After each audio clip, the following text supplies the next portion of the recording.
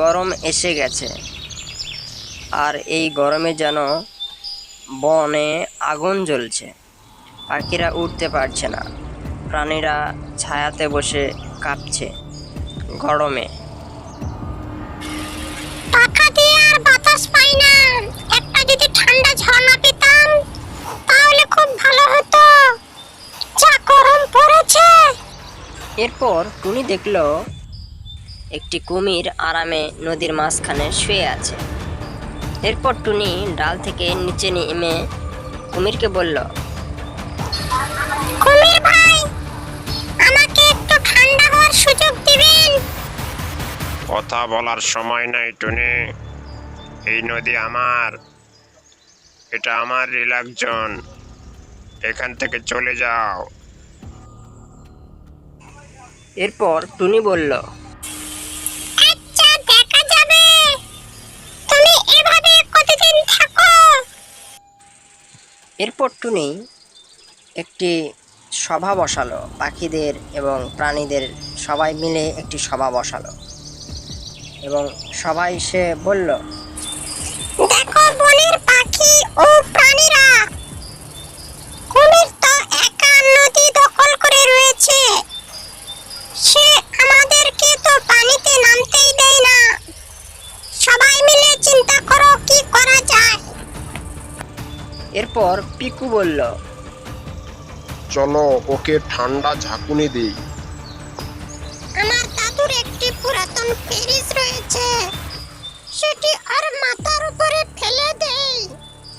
এবার মিঠু বলল, আমাদের একটি পুরাতন বরফের বাক্স রয়েছে, সেটি আর মাথার উপরে ফেলে দেই।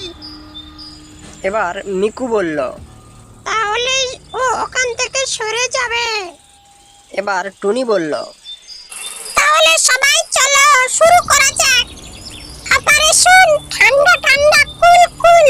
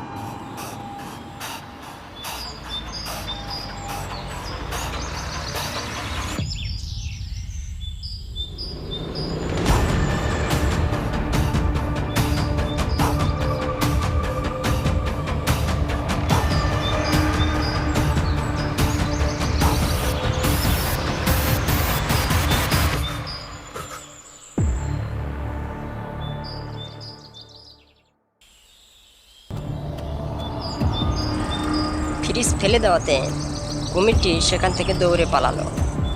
এরপর পাখিগুলো নদীর ঠান্ডা পানিতে এসে নামলো। কুমির আর এখন তাদের পানিতে নামতে কোনো বাধা দেয় না, সে সেখানে আর কখনোই আসে না।